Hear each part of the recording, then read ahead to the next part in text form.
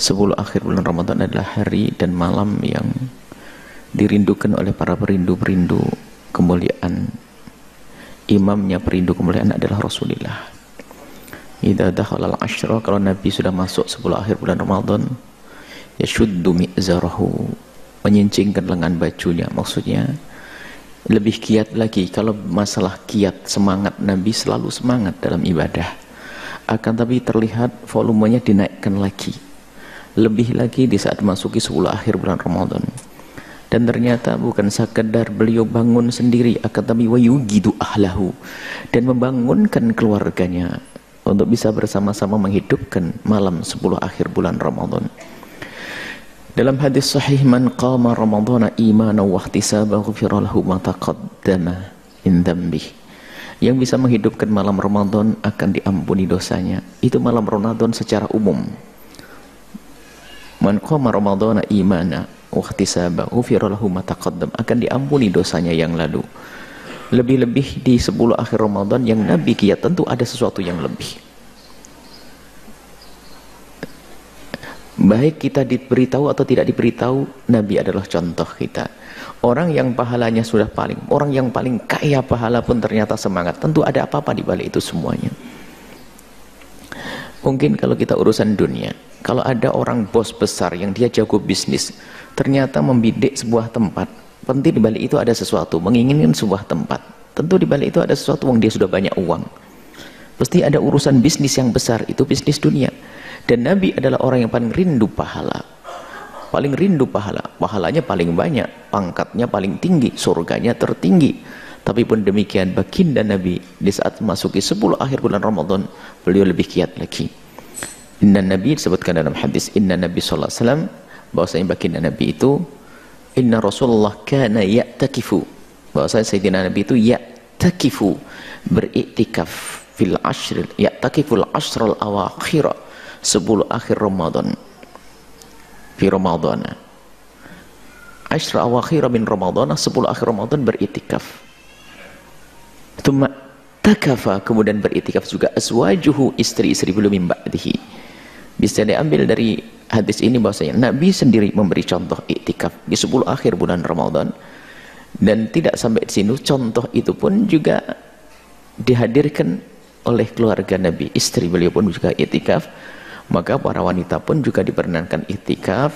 Akan tapi yang harus kita perhatikan adalah kehormatan seorang wanita, apakah tempat tersebut layak atau tidak layak. Jika masjidnya sempit, terlalu banyak laki-laki, maka lebih baik wanita untuk membangun malam di rumahnya masing-masing.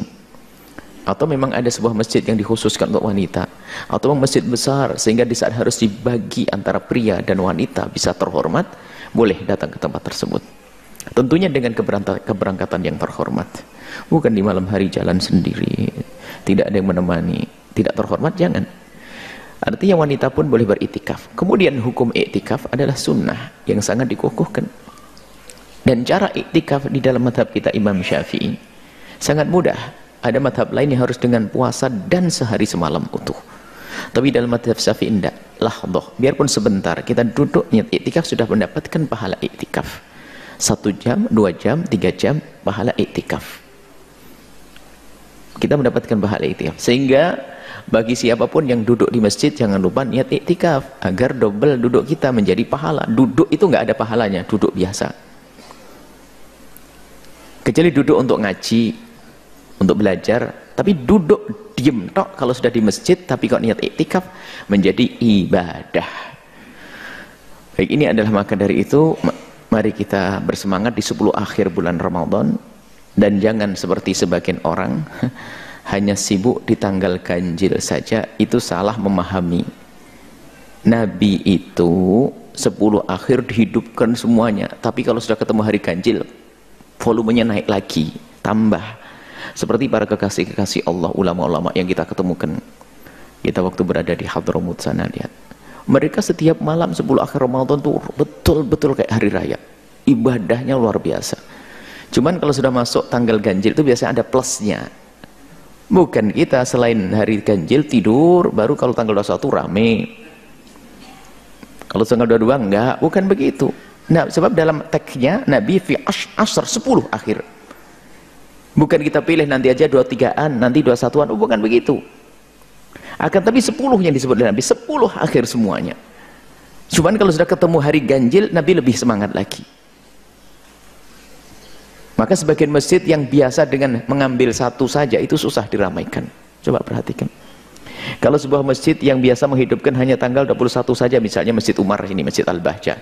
Kalau kita tradisikan tanggal 21 saja misalnya, setelah para jamaah kumpul tanggal 21, tanggal 23, 22 diajak, oh saya sudah kemarin, begitu. Yang biasanya tanggal 27 diajak kumpul tanggal 21 bilang, aku punya masjid tanggal 27 nanti aja. Padahal bukan begitu. Setiap malam berlomba-lomba. Kadang salah memaknai apa yang dilakukan para ulama. Misalnya di Hadramut kita menemukan tradisi yang luar biasa. Memang ada khatam Quran itu tanggal ganjil 21 di ini, 23 di mana, misalnya di Masjid Muhdhar, di masjid ini. Itu gebiarnya, puncaknya. Bukan berarti di hari yang lainnya sepi, nggak ada orang iktikaf di situ. Iktikaf tetap ada, full rame. Cuman kalau sudah pas hari ganjilnya, orang banyak berbondong-bondong dari masjid-masjid kecil datang ke tempat tersebut, sehingga tampak lebih ramai lagi. Jadi bukan berarti selain hari itu adalah diem, nggak ada iktikaf, nggak.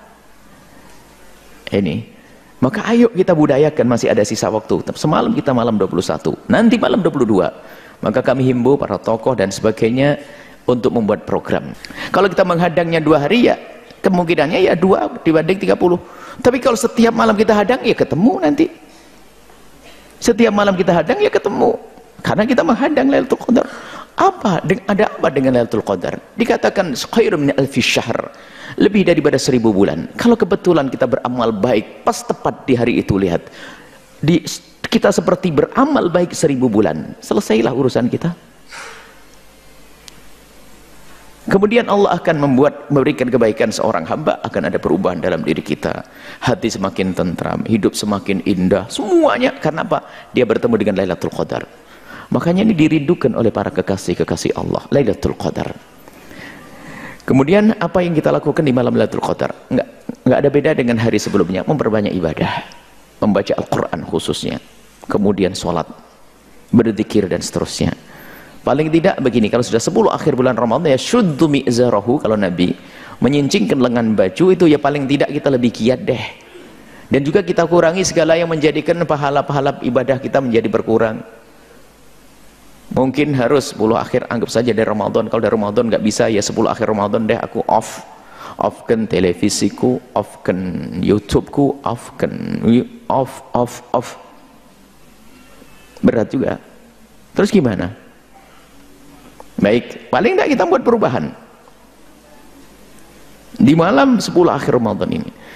Kemudian ada doa khusus. Memang suatu ketika Siti Aisyah ditanya, ara'aita in alimtu ay lailatul qadar ma aqulu fiha.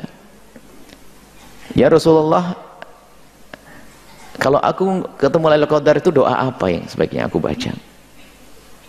Nabi mengatakan, kulu Allahumma innaka afun tuhibbul afwa fa'fu anni. Allahumma, ya Allah, innaka afun, sungguh engkau maha pengampun, tuhibbul afwa, senang untuk memberikan pengampunan, fa'fu anni, ampunilah aku. Maka perbanyaklah di sela-sela kesibukan Anda untuk mendapatkan Lailatul Qadar di bulan Ramadan ini, ya perbanyaklah membaca doa itu, Allahumma innaka afun tuhibbul afwa fa'fu anni.